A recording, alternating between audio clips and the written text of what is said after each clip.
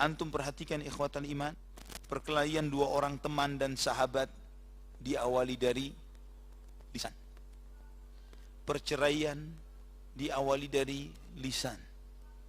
Perkelahian dua kampung, dua suku, dua negara, peperangan, ditumpahkannya darah karena lisan. Karena mengucapkan sesuatu yang tidak baik. Allah Subhanahu wa taala menutup pintu godaan syaitan ini dengan cara yang paling dasar. Wa qul li'ibadi yaqulu allati hiya ahsan. Katakan kepada hamba-hambaku, hendaklah mereka berkata yang terbaik. Hanya satu pilihan saja, berkata yang terbaik. Kalau perkataan itu tidak baik, stop, diam. Mubah saja, ada baiknya, misalnya mubah saja, tidak ada baiknya, tidak ada buruknya. Pilihannya apa? Diam. Tidak ada baiknya, juga tidak ada buruknya. Pilihannya apa? Diam. Apalagi misalnya ada baiknya, ada buruknya, apa pilihannya? Diam. Ada baiknya, ada buruknya. Apalagi kalau dominan keburukannya. Wa qul li'ibadi yaqulu allati hiya ahsan. Katakan kepada hamba-hambaku, mereka berkata yang terbaik. Dalam hadis Nabi SAW, Nabi bersabda dalam hadis Sahih Bukhari dan Muslim,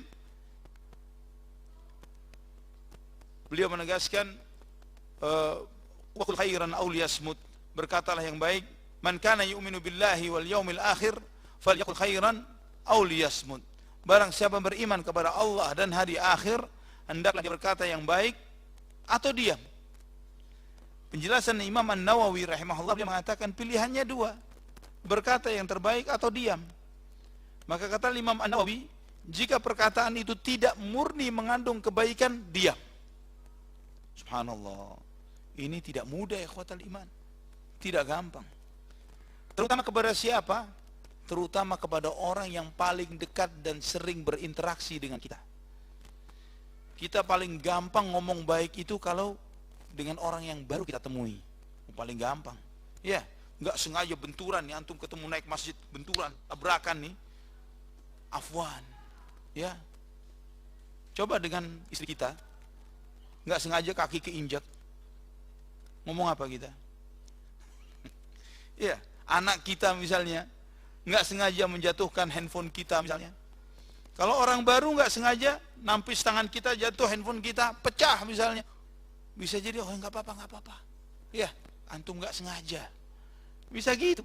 Tapi coba anak kita misalnya, istri kita yang melakukan itu, nggak sampai pecah, itu ngomelnya itu ganti waktu sholat ke waktu sholat berikutnya nggak habis.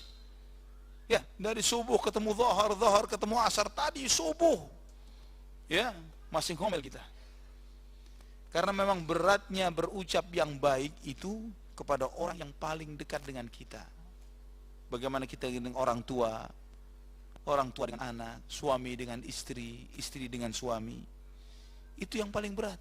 Maka melatih memiliki lisan yang baik, melatih untuk memiliki tutur kata yang baik, itu dari rumah. Ingat sabda Nabi SAW, hadis yang derajatnya hasan, la yastaqimu imanu abdin, la yastaqimu imanu abdin hatta yastaqima qalbuhu, wa la yastaqima qalbuhu hatta yastaqima lisanuhu. Tidak akan lurus, tidak akan benar iman seorang hamba sampai benar hatinya. Dan tidak akan benar hati seorang hamba sampai benar lisannya. Jadi standar benarnya iman dari benarnya lisan kita. Karena ini mempengaruhi hati seseorang. Karena lisan dan hati itu sangat nyambung satu dengan yang lainnya. Diibaratkan oleh para ulama dengan teko. Ya. Mulut teko, lisan teko, hati kita isinya. Kalau isinya susu, yang keluar dari mulut teko susu. Kalau isinya air comberan, yang keluar dari mulut teko air comberan. Sehingga para ulama mengatakan kalau ingin mengetahui kualitas hati saudara kita, dengarkan apa yang sering dia ucapkan. Di situ rasa hatinya. Kalau dia suka mengumpat, mencaci maki, terkejutnya saja sudah cacian dan celaan. cemoohan, ya kagetnya saja, waduh, kata-kata kufur, kata-kata maksiat, kata-kata kotor, ya itu isi hatinya. Dan bagaimana jika salah satu yang terkejutnya kita itu adalah dicabutnya nyawa kita? Ya, karena kita tidak pernah tahu kapan tersedaknya cabutan malakul maut. Dan ternyata yang keluar adalah kalimat kufur. Tapi ketika yang keluar astaghfirullah, la ilaha illallah, karena memang yang dominan di dalam hati seseorang adalah itu. Maka ikhwatal iman, kualitas kita adalah kualitas lisan kita.